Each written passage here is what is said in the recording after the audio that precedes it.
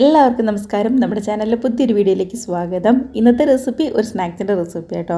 2 മുട്ടയും അതേപോലെ തന്നെ സവാളയൊക്കെ ഉപയോഗിച്ചുകൊണ്ട് മസാലയൊന്നും വഴറ്റാതെ വൈകുന്നേരം ചായക്ക് ഈസി ആയിട്ട് റെഡിയാക്കി എടുക്കാൻ പറ്റാവുന്ന നല്ലൊരു സ്നാക്സിൻ്റെ റെസിപ്പിയാണ്. ഉറപ്പായിട്ടും മിസ് ചെയ്യാതെ ട്രൈ ചെയ്ത് നോക്കുക കേട്ടോ. കമൻസൊക്കെ മറക്കാതെ അറിയിക്കുക. കണ്ടു നോക്കിയാലോ എങ്ങനെ നമ്മുടെ റെസിപ്പി ചെയ്തെടുക്കുന്നതെന്ന്.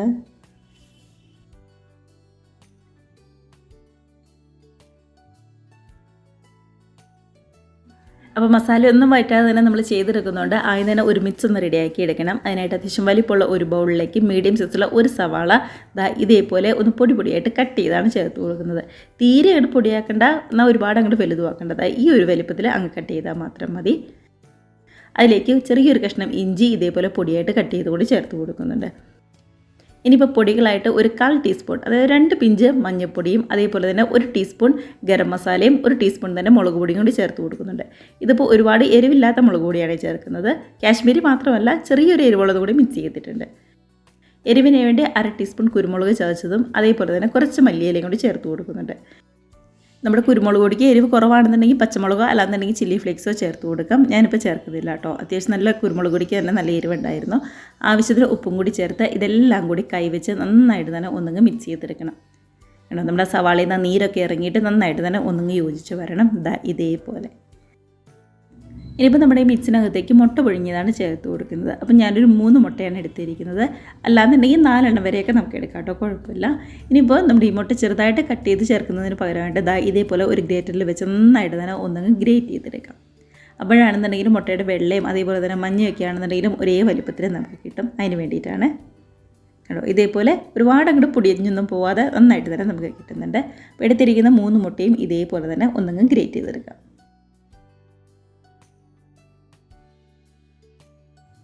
കണ്ടോ, നമ്മുടെ മുട്ടയൊക്കെ ആണെങ്കിലും നന്നായിട്ട് തന്നെ വന്നിട്ടുണ്ട്. ആ മഞ്ഞയും വെള്ളയും എല്ലാം ഒരേപോലെ തന്നെ കിട്ടിയിട്ടുണ്ട്. ഇനിയിപ്പോൾ നന്നായിട്ടൊരു കോട്ടിങ് കിട്ടാൻ വേണ്ടിയിട്ട്, അല്ലാന്നുണ്ടെങ്കിൽ ഇങ്ങനെ പൊടിഞ്ഞു പോരാതിരിക്കാൻ വേണ്ടിയിട്ട് 2 ടേബിൾ സ്പൂൺ മൈദയോ അല്ലാന്നുണ്ടെങ്കിൽ ഗോതമ്പ് പൊടിയോ ബ്രെഡ് ക്രംസോ നമുക്ക് ചേർത്ത് കൊടുക്കാം. ഞാനിവിടെ 2 ടേബിൾ സ്പൂൺ മൈദയാട്ടോ എടുത്തിരിക്കുന്നത്. നമ്മുടെ മൈദയും കൂടി ചേർത്ത് ഇതേപോലെ കൈ വെച്ച് എല്ലാം കൂടി നന്നായിട്ട് തന്നെ ഒന്നുങ്ങ് യോജിപ്പിച്ചെടുക്കാം. അപ്പോൾ നമ്മൾ നേരത്തെ ചേർത്ത മസാലയായിട്ട് മുട്ടയും മൈദയൊക്കെ നന്നായിട്ട് തന്നെ ഒന്നുങ്ങ് യോജിച്ച് വരും. കണ്ടോ, ഇതേപോലെ കയ്യിലെടുത്ത് നോക്കുമ്പോൾ ഒട്ടും തന്നെ പൊടിഞ്ഞൊന്നും പോരാതെ നല്ല ഷേപ്പാക്കി കിട്ടാൻ പാകത്തിന് വേണം നമ്മളൊന്ന് റെഡിയാക്കി എടുക്കാനായിട്ട്. അതുകൊണ്ടാണ് മൈദ നമ്മൾ 2 ടേബിൾ സ്പൂൺ ചേർത്ത് കൊടുത്തത്. ഇപ്പോൾ നമ്മുടെ ആ ഉള്ളിയുടെ നീരും അതേപോലെ തന്നെ നമ്മൾ ചേർത്ത് കൊടുത്ത മൈദയും മുട്ടയും എല്ലാം കൂടി ചേർത്ത് നന്നായിട്ട് തന്നെ ഒന്നുങ്ങ് യോജിച്ച് വന്നിട്ടുണ്ട്. കണ്ടോ, കയ്യിലൊട്ടും തന്നെ ഒട്ടിയൊന്നും പിടിക്കാതെ ഷേപ്പാക്കി എടുക്കാനായിട്ട് നമ്മളെ കൊണ്ട് പറ്റുന്നുണ്ട്. ഇനിയിപ്പോൾ 2 കയ്യിൽ കുറച്ച് ഓയിലോ അല്ലാന്നുണ്ടെങ്കിൽ വെള്ളമോ നന്നായിട്ട് പറ്റിയിട്ട് ഇതേപോലെ കുറച്ചെടുത്ത് നന്നായിട്ട് തന്നെ ഒന്നുങ്ങ് ഷേപ്പാക്കി എടുക്കുകയാണ് ചെയ്യുന്നത്. നമുക്ക് ഇഷ്ടമുള്ള ഏത് ഷേപ്പിൽ വേണമെങ്കിലും ആക്കിയെടുക്കാം. ചെറിയ ബോൾസ് പോലെ ആക്കിയെടുക്കണമെന്നുണ്ടെങ്കിൽ അങ്ങനെ ആക്കിയെടുക്കാം. അല്ലാതെ ഇതേപോലെ കട്ട്ലേറ്റിൻ്റെ ഷേപ്പ് ആക്കിയെടുക്കണമെന്നുണ്ടെങ്കിൽ അങ്ങനെയും ആക്കിയെടുക്കാം. കണ്ടോ, ഒട്ടും തന്നെ ഒട്ടിയൊന്നും പിടിക്കാതെ നന്നായിട്ട് തന്നെ നമുക്ക് കിട്ടുന്നുണ്ട്. ഇതേപോലെ ബാക്കി എല്ലാ മിക്സും നമുക്കൊന്ന് ഷേപ്പാക്കിയെടുക്കാം. നമ്മളിപ്പോൾ റെഡിയാക്കിയ ഈ ഒരു മിക്സ് ഉണ്ടല്ലോ, ഈ ഒരു മിക്സിൽ നിന്ന് ഏകദേശം 7 എണ്ണം കേട്ടോ നമുക്ക് കിട്ടുന്നത്. 7 എണ്ണം ഞാൻ കട്ട്ലേറ്റിൻ്റെ ഷേപ്പിലാക്കിയിട്ടാണ് ഇവിടെ റെഡിയാക്കി എടുത്തിരിക്കുന്നത്. കണ്ടോ, നമ്മുടെ സൈസിനനുസരിച്ച് കുറച്ച് എണ്ണത്തിൽ അങ്ങോട്ടും ഇങ്ങോട്ടും ഒക്കെ വ്യത്യാസം വന്നിരിക്കാം. എനിക്കിപ്പോൾ മീഡിയം സൈസുള്ള 7 എണ്ണം കിട്ടിയിട്ടുണ്ട്. ഇനിയിപ്പോൾ ഒരു കോട്ടിങ് കൂടി ഒന്ന് റെഡിയാക്കി എടുക്കാം. അതിനായിട്ട് 1/2 കപ്പ് മൈദയും ആവശ്യത്തിന് ഉപ്പും കൂടി ചേർത്ത് നന്നായിട്ട് ഇതേപോലെ ഒന്ന് മിക്സ് ചെയ്തെടുക്കുന്നുണ്ട്. ഇനി ഇതിലേക്ക് കുറച്ച് വെള്ളം ചേർത്ത് ശരിക്കും ഒന്നുങ്ങ് മിക്സ് ചെയ്തെടുക്കാം. ഒട്ടും തന്നെ കട്ടകളൊന്നും ഇല്ലാത്ത രീതിയിൽ നന്നായിട്ട് തന്നെ ഒന്നുങ്ങ് റെഡിയാക്കി എടുക്കാവേ. അപ്പോൾ ആദ്യമേ വെള്ളം ഒഴിക്കുമ്പോൾ ഒരുപാട് കൂടുതലൊന്നും ഒഴിക്കേണ്ട, പാകത്തിന് നോക്കിയിട്ട് മാത്രം ഒഴിച്ചു കൊടുത്താൽ മതി. കണ്ടതാ, ഈ ഒരു പരുവത്തിൽ നമുക്ക് കിട്ടിയിട്ടുണ്ട്. ഇനിയിപ്പോൾ വേണ്ടത് ബ്രെഡ് ക്രംസ് ആണ്. അപ്പോൾ ഞാനൊരു 3 ബ്രെഡ് മിക്സിയുടെ ജാറിൽ നന്നായിട്ട് തന്നെ ഒന്നുങ്ങ് പൊടിച്ചെടുത്തിരിക്കുന്ന കേട്ടോ. അതിനുശേഷം ഓരോന്നെടുത്ത് മൈദയുടെ മിക്സിലും അതേപോലെ തന്നെ ബ്രെഡ് ക്രംസിലും നന്നായിട്ട് തന്നെ ഒന്നുങ്ങ് കോട്ട് ചെയ്തെടുക്കാം. അപ്പോൾ മൈദയുടെ മിക്സ് ഉണ്ടാക്കുമ്പോൾ പ്രത്യേകം ശ്രദ്ധിക്കണം. വെള്ളം ഒഴിക്കുന്ന കാര്യത്തിൽ ഒരുപാട് ലൂസായി പോകാനും പാടില്ല, എന്നാൽ നല്ല കട്ടിയായി ഇരിക്കാനും പാടില്ല കേട്ടോ. ഇതേപോലെ അങ്ങ് റെഡിയാക്കി എടുത്താൽ മതി. നന്നായിട്ട് തന്നെ എല്ലാ ഭാഗവും ഒന്നുങ്ങ് കോട്ട് ചെയ്തെടുത്തിട്ടുണ്ട്. അപ്പോൾ നമ്മുടെ ബാക്കി സ്നാക്സൊക്കെ ഇതേപോലെ നന്നായിട്ട് തന്നെ ഒന്നുങ്ങ് കോട്ട് ചെയ്തെടുക്കാം. കണ്ടോ, ഏറ്റവും എളുപ്പത്തിൽ റെഡിയാക്കി എടുക്കാൻ പറ്റാവുന്ന നല്ലൊരു അടിപൊളി സ്നാക്സ് അല്ലേ. നമ്മുടെ കയ്യിൽ എപ്പോഴും കാണുന്ന ചേരുവകൾ കൊണ്ട് സിമ്പിളായിട്ട് റെഡിയാക്കി എടുക്കാവുന്നതേ ഉള്ളൂ. അപ്പോൾ എല്ലാവരും ഒന്ന് ട്രൈ ചെയ്ത് നോക്കാം കേട്ടോ.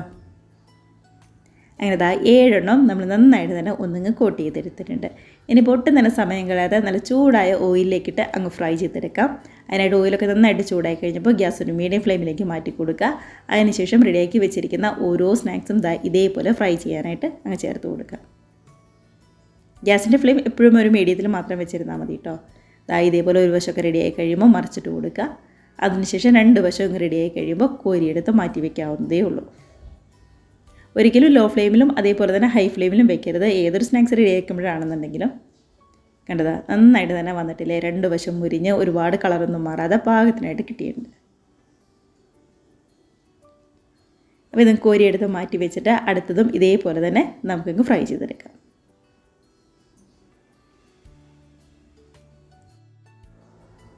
അങ്ങനെ നമ്മുടെ സ്നാക്സ് ഒക്കെ ആണെന്നുണ്ടെങ്കിലും നല്ല അടിപൊളിയായിട്ട് റെഡിയായി വന്നിട്ടുണ്ട്. ഒരുപാട് കളറൊന്നും മാറാതെ പാകത്തിനായിട്ട് നമുക്ക് കിട്ടിയിട്ടുണ്ട്. അപ്പോൾ ഇത്രയേ ഉള്ളൂ. എല്ലാവരും ട്രൈ ചെയ്ത് നോക്കി കമൻസൊക്കെ മറക്കാതെ അറിയിക്കണേ. അതേപോലെ തന്നെ വീഡിയോ റെസിപ്പിക്ക് നിങ്ങൾക്ക് ഇഷ്ടമായിട്ടുണ്ടെങ്കിൽ ഒന്ന് ലൈക്ക് അടിച്ച് ഷെയറും കൂടി ചെയ്യാനും, ആദ്യമായിട്ട് കാണുന്നവരാണെന്നുണ്ടെങ്കിൽ നമ്മുടെ ചാനലും കൂടി ഒന്ന് സബ്സ്ക്രൈബ് കൂടി ചെയ്യാനായിട്ട് മറക്കല്ലേ. കണ്ടതാ ഇതേപോലെ നന്നായിട്ട് തന്നെ മൊരിഞ്ഞ് വന്നിട്ടുണ്ട്. ഉള്ളാണെന്നുണ്ടെങ്കിലും അത്യാവശ്യം നന്നായിട്ട് തന്നെ ഒന്ന് വെന്തും വന്നിട്ടുണ്ട് കേട്ടോ. അപ്പോൾ ഇത്രയേ ഉള്ളൂ. എല്ലാവരും ട്രൈ ചെയ്ത് നോക്കി ഹാപ്പി ആയിട്ടിരുന്ന് കഴിക്കുക. നമുക്ക് പുതിയ പുതിയ വീഡിയോസൊക്കെ ആയിട്ട് വീണ്ടും കാണാം. അതുവരെ എല്ലാവർക്കും ബൈ.